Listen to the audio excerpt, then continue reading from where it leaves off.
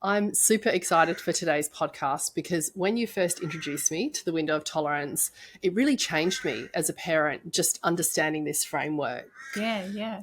So the window of tolerance is a really helpful framework or model, and it was developed by a man called Dr. Daniel Siegel, and it kind of supports us to understand our nervous system. It's not an exact science, but it provides a really handy map, and it's an easy to understand map for our nervous system. And what I love about it is you can explain it to kids. Yeah. And it's easy to understand, and kind of it gives your family a language to use. Because we forget that we are biological beings. Our nervous systems are responding before our thinking brain even does. So in every situation, before we can even think about it, our nervous system is evaluating the situation and making choices on what to do. Our nervous system communicates to the rest of our body, and our whole physiology hops on board to react or respond to the situation. Yeah. So that's when your heart rate goes up, your stomach tightens, you start to rush. And for our kids, it's when they might chuck a tantrum or they might shut down. Or it's when they just, when nothing you say seems to be going in. Yes. That's their nervous system responding to the environment and what's happening. And what's really important for us to remember as parents and as people for ourselves is it's mostly an unconscious process. Where we're not consciously, our kids aren't consciously deciding to chuck a tantrum. Yeah. We're not consciously deciding to get anxious about them eating. Yes. It's not conscious. Yes. And I always think of, when you're in situations and you wonder, like, why am I reacting like this? Or what's happening? Why do I always do this when I visit my aunt or when my kid does this? Yeah. And for your kids, when sometimes they're totally fine and then all of a sudden they're not fine. Yeah. I find it really helpful to remember it's their nervous system. Yeah. Because in every moment, our nervous system's job is to work out whether we're safe or we're not safe. Yeah. And it's pinging off all the other nervous systems around it and the environment to work that out. So I feel like understanding this model can help us normalize and 100%. validate our experiences and our kids' behavior. For me, it kind of can take the shame out of our kids losing it. And ourselves as well. Totally. Because how many times do you lose it and then feel dreadful afterwards that you've lost your temper? Exactly. And we don't take into account like all the things that preceded us losing it or us just zoning out or whatever happened. Yeah. So what is the window of tolerance? Can you explain it to us? Sure. Yeah. So the window of tolerance, like it's a model. So, and Dr. Dan talks about there being a window in the middle, and that is the zone where we're kind of it's the healthiest zone for us to be in. It's where we can learn, we can understand, we can be present. It's often where we feel our most authentic self. We feel comfortable, we're at ease. And when you or your child's in your window of tolerance, you feel calm and you're able to connect. So you're able to be kind of social, have relationships with the people around you. You're able to give eye contact. You can answer questions. You can listen and understand. You can set boundaries when you're in this place. You can have conversations. You can follow instructions, really important for us to remember with kids. And you can give feedback like, I need a little more space or I don't like that. We need to remember that we need to be in our window of tolerance, and our kids do too, for our learning centers of the brain to be open to learning and for our rational brain to be switched on. Right. So when we're not in that window of tolerance, we're not in our rational brain. Yeah. And as soon as we become frazzled or unhinged in any way, we move out of our window of tolerance and we move into either, it's called hyperarousal, so a hyperaroused state, or hypoarousal. So, and I really want to, before I go into what these states are, I really want to make sure everyone understands that this is really normal. Yeah. Like in every day, our nervous system is meant to go up and down. Yes. And that's a sign of a healthy, flexible nervous system. Yeah. When our nervous system goes up and stays up, it's not so healthy. Yeah. Or when it goes down and stays down, or when it just goes straight up into being agitated Mm-hmm. or fight and flight, and then straight down into freeze. That's not so healthy. Yeah. So, and we need to know that if our nervous system doesn't have that resilience, like it can't go up into hyperarousal, Yeah. like if your kid's about to touch a hot plate or run onto the road, we need to turn Yes. into flight mode. Totally. And we need to say, stop. We need to respond. Yeah, exactly. If we just went into a freeze, Yeah. then our kid could die. Yeah. Or if we So- were like, hey, wait a minute before you run Yes. onto that road. Yes, exactly.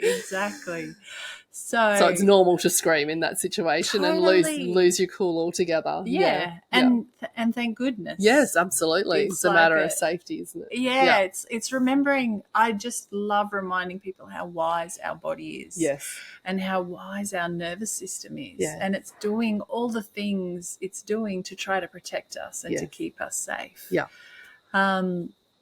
So, and it's normal to kind of that we can go up into that hyperarousal, Yep. and that when we want to put our kids to bed, that we all start to go down Yep. into that hypoarousal state. Mm. We start to chill out, and we move into a state we call rest and digest, where you Yep. can chill and start to integrate the day. Yeah. But I'm going to explain hyperarousal now. Yep. So that's when we kind of go up into fight or flight or sympathetic part of the nervous system. And things speed up, so it can be hard to sit still or stop talking or stop thinking. You listen to you. Your mind is going 100 miles an hour. Yep. We Can relate. we can be agitated or anxious. This is when we can get angry or defensive or overly cautious and worried. And our kids do this, obviously. When our kids are going up into hyperarousal, this is when they can throw a tantrum. They can be hot and bothered. They can try to engage in those delightful power struggles, or they can become really emotional, like really, when it's irrational. And you're like, man, where is this coming from? Yeah. So not all hyperarousal is bad. So if you think of when you're dancing or you're playing sport, you're in a state of hyperarousal as well. It's more when we kind of move out of being able to have any control's not the right word, but when we have any say in that state, like it's just off, like a yeah. And when we have no control of that hyperaroused state, we call it a dysregulated state. So the opposite is called hypoarousal. And in this state, we can feel this is when we go more down into like switching off. Yep. And people sometimes call it freeze, even though it's not accurately a freeze. It's more like a state of collapse. Yep. And this is where we can feel disengaged and disconnected. We can feel vague, unmotivated, like we don't care anymore. Yeah. It can be really hard to move or to get things done. Our kids might feel sleepy, dreamy, switched off. Again, they may not want to move. They might be really hard to motivate. They can be vague. They can be really numb. They can get really overwhelmed easy, and they can actually not processing information in this state is almost impossible. Yes. It's like you just can't take in what is being said to you. We can all relate to both of these phases, really, can't we? Definitely. I think every human has been either exactly in a day, probably. Well, that's what we're meant to do. Yes. Some of us, like I more relate to hypoarousal. And I think me, you're hyper, 100%. Yeah. Not all hypoarousal is bad. So like I said before, we've got to remember resting, reading a book. Yes. It's healthy. Yes.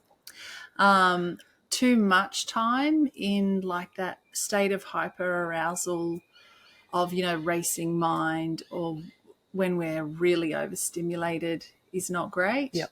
And because it's not good for our physiology, like it doesn't feel good. Oh, it's horrible. As I said, it's a state that I'm familiar with, and it just doesn't feel good. It doesn't. No. And that racing heart, and our physiology knows that. So that's where we can go from hyperarousal, and then our physiology can put what's called a hard brake on and send us into hypoarousal. Yes. And the screen time does this too, I think, where, when you're really overstimulated but you're numb at the same time. Yes. And this is really where I worry for kids. Another subject. Yeah, a whole other subject. So the key for us as adults is to start to get curious and to recognize when we're in our window of tolerance Yes. and when we pop out of our window of tolerance, and not to judge, like just, oh shit, I'm a little bit hyper aroused or a little bit hypoaroused. Yeah, right now. for me, it helped to understand the normality of hypo and hyper arousal because I definitely have experienced both. Yeah. And when I understood the window of tolerance, just even with me responding and reacting to my kids, if I've had a busy day at work and I've been juggling a billion things and I'm 100% sitting up in that hyper arousal, it's what's allowed me to achieve a lot during the day. But then, my kids come home and I'm up here. Yeah. And they do something to tick me off. Yes. And then I fire up instantly. Yeah. And then I kind of have learned to check myself, or even say to the kids when they come home, look, I've had a crazy day. Yes. Yep. I'm feeling pretty strung out right now. And, ask them to perhaps cooperate. And obviously that doesn't always happen. But, yeah, it's just, for me, that's been super, super helpful. And really huge for your kids. Yes. Because they know, oh, this isn't me. Yes. This is mum's just had a big day. Yes. And you're giving them skills then to kind of be able to start communicating to help them in their relationships. Yes. So they can start to let people around them know, hey, this is where I'm at. And conversely, I've also, when my kids have been on screen too long, which you said clearly makes them agitated. I've recognised that from a young age. Yeah. But for me to then know that that's not the time for me to perhaps breach an important subject or to challenge them on something. It's not that I let a boundary drop, but it's that I'm a little gentler in the way I perhaps will approach something. Yep. Well, as gentle as I am. Yeah. You're sensitive to their state. I'm sensitive to that knowing, understanding hyper and hypoarousal. Yeah. Or if they've been at a sports carnival all day and I can see they're in that hypoarousal state, knowing that asking them to step up and do some extra activity, a housework or a chore is probably not the best time to ask them to do that chore. Yes, great. And this is where I think the window of tolerance is really important. Yeah, and understanding it. And helpful for parents, because we can kind of pick our moments. Yes. Which reduces our stress and reduces their stress. Yes. Yeah. So, really that brings us to the next point that I wanted to cover is, like, why is it helpful? I feel like we've probably jumped ahead, but do you want to maybe expand on what I just said? Yeah, sure. So why it's helpful is if you notice they're going up into hyperarousal, and especially when your kids are little and you have more control, you can start to slow things down. Yes. You can, maybe you had heaps planned, you can kind of take a few things off the plan for the day. Yeah. If you notice you're all in a bit of a state of hypoarousal, you can decide, right, we're going outside, we're going to walk around in nature, we're going to kind of lift our energy a little bit. Yeah. So you can kind of help hack your nervous systems and put things in place so that you're all in a healthier way of being. Yeah. Because it's really important for all of us to know that as soon as we move out of our window of tolerance, it's way more difficult for us to access our rational adult brains and to relate to our kids. Yeah. And it's difficult to have a healthy perspective and to understand and process information. And for me, this is really important as parents because it's so easy to lose perspective and to forget, oh man, James is only 4. Totally. Or because if we're in that state of hyperarousal, it's very hard to get perspective. It's very hard to access your rational brain and to kind of, and then we do things we regret. Yeah. Like when I think of myself as a parent, I regret the times I lost it and yelled. I wish I had known more about this and I'd given myself permission to just go outside and take a few breaths. Yeah. Like I think the old way of parenting was you've got to do it in the moment. You can't let them get away with things. And I don't think that's helpful. I think if you're not calm and you're not coming from, when we think of we're their caregivers, we're so much bigger than them, and really we want them to feel safe. I think it's always better to take a moment to re-regulate yourself before you engage with the kids. Even if it means that day you just need to let go of whatever it was that you were trying to put in place, and come back the next day and say, hey, this is what needs to happen when you're more calm. Yeah. And it's one of the reasons we say, even just, we talk a lot about, perhaps heading into the kitchen and cooking with your kids. But if you're not within your window of tolerance, it's really not a good time to head into the kitchen and undergo a task like getting them to help out with something in the kitchen, or even going shopping and involving them in the shopping. It's about, as I said, if you understand that you're not perhaps within your window of tolerance, and there's like a multitude of reasons why you're not in your window of tolerance. Yeah. And as you say that, I think of our brains are quite lazy. They do a lot of pattern matching. So, and they remember the past. So if you say to your kids, let's cook, but you don't have capacity because you've had a frazzled day, and you all cook and it's a horrible experience, none of you are going to want to do that again. So you're better to just take a breather, do something else. Totally. It's important to remember that. And a lot of people forget or don't know this, that our nervous systems ping off each other. Yes. So when you're dysregulated, like you said, when you're frazzled, our kids' nervous systems ping off that. And so they can become frazzled too. And then you step into this state of, we call it co-dysregulation. Because our kids' nervous systems actually don't develop the capacity to regulate by themselves until they're in their late 20s. Wow. I know, mind-blowing. Crazy. So our kids need to get their regulation from us being regulated. So, which can be challenging, but this is where, for big me, responsibility. Yeah, it is. It is. But it's kind of going gentle in yourself and taking time to take care of your own regulation. I know for me, I used to always get caught up in other people's dysregulation, especially my little toddlers. And this still happens. Like with my teens, it's easy to, get dysregulated when they're, so I have to remind myself to stay regulated, or to come back into a regulated state.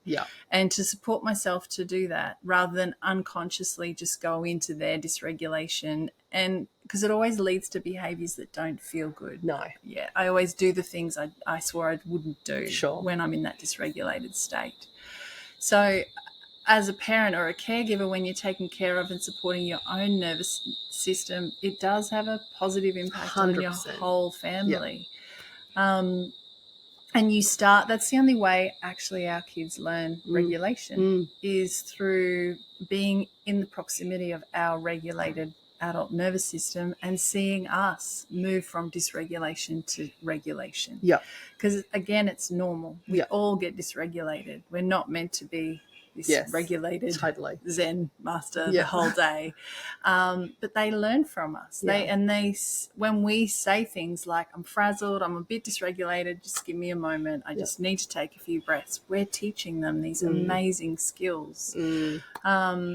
So it's really important as parents that we really take care of our regulation, and we realize what a gift that is for our kids, just us learning about our nervous system, learning what dysregulates us and learning what regulates us again.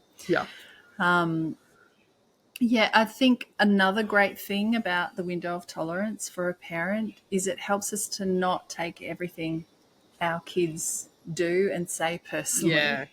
It's like, they've had a big day.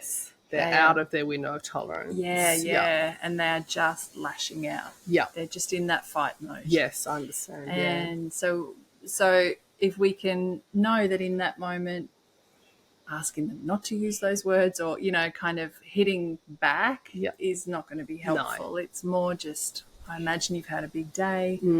Not okay with you calling me those names, and let's just take a moment to chill, or just to kind of find that regulation again.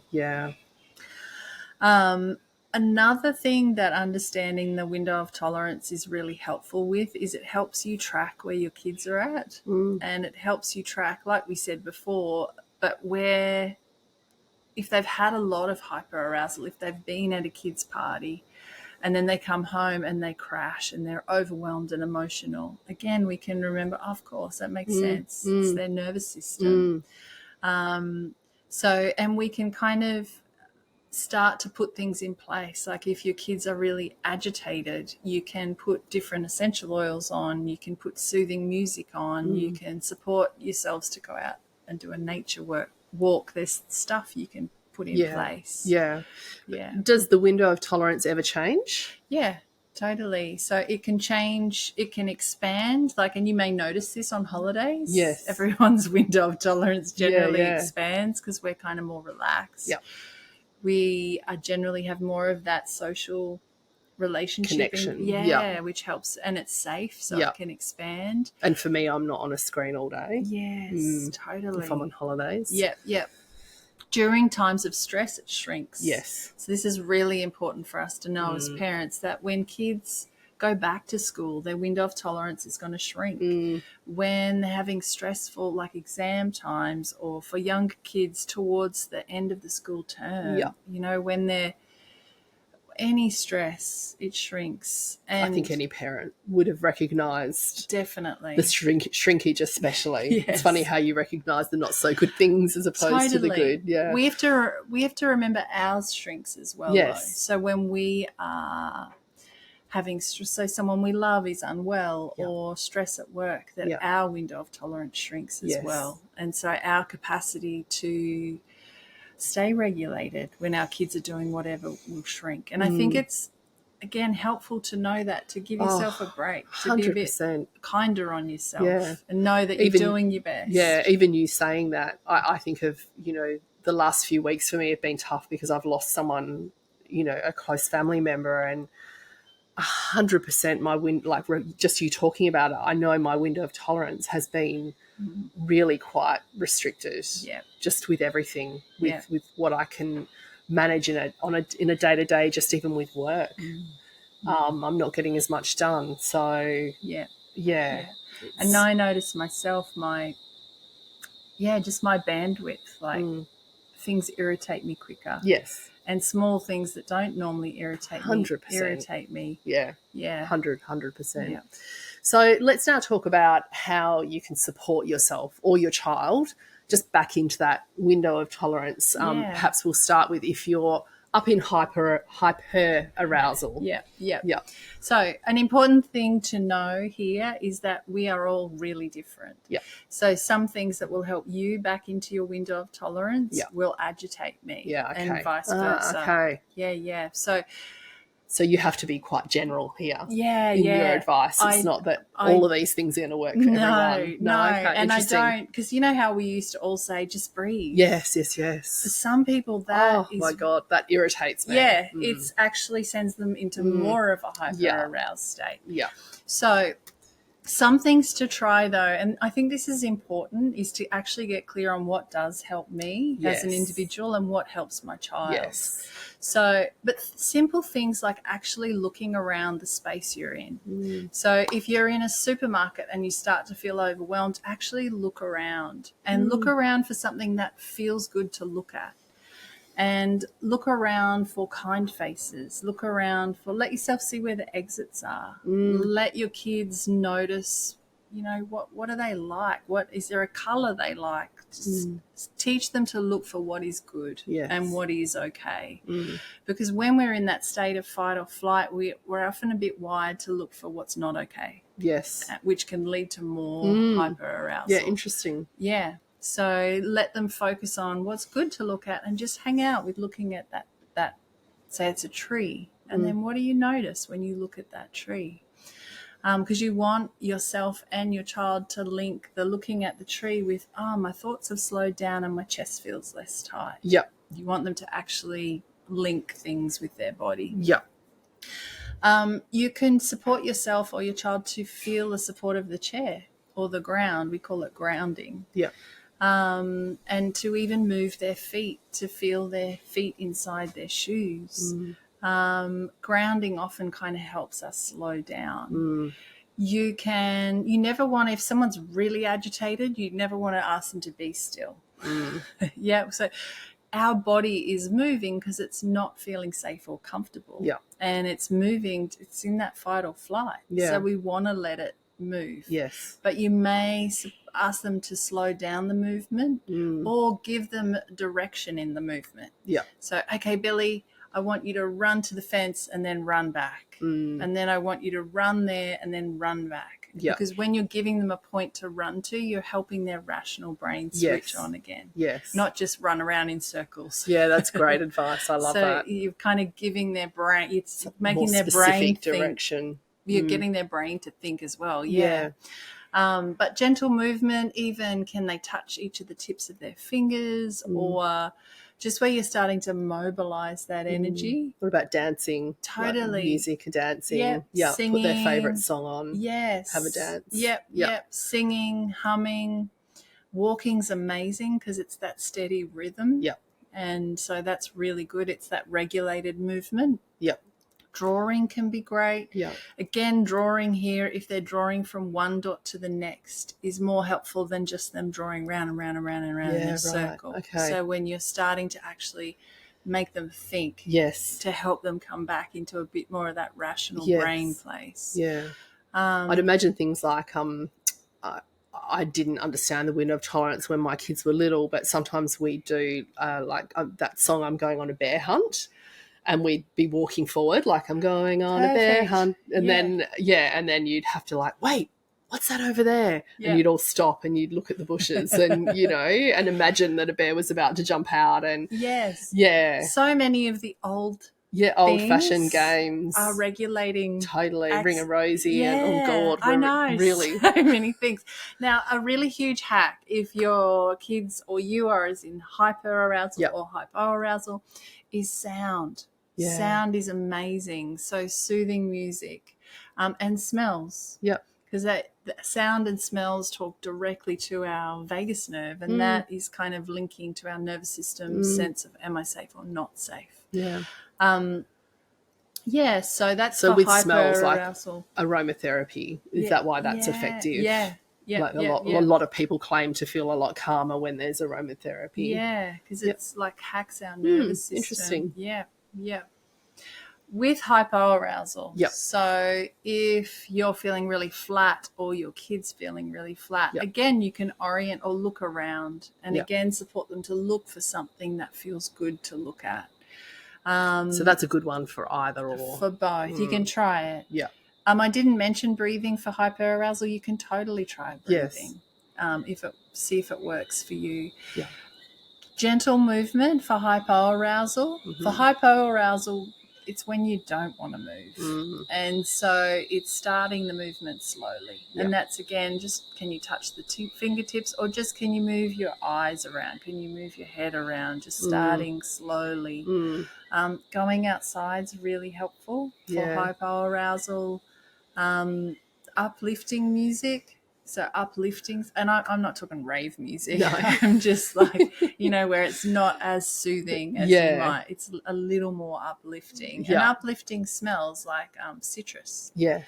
Can kind of just peppermint, rosemary is another good one for touch and physical connection. Yeah. I forgot to mention that can be helpful in hyperarousal as well. Connection with other people. Is really important with hypoarousal, but in small amounts because they can be really overwhelmed. Yeah, okay. Yeah, and that's where touch is lovely, where you're just sitting beside them, touching them. And you might draw again. Yeah. But you're doing Tickles stuff together. Rubbing their back and stuff. Yeah, but really kind of not too stimulating. Yeah. Because often if they've come from hyperarousal and that's what put them into hypoarousal, it's more that you being with them will help them go into the window of tolerance, just that connection. Yeah, okay.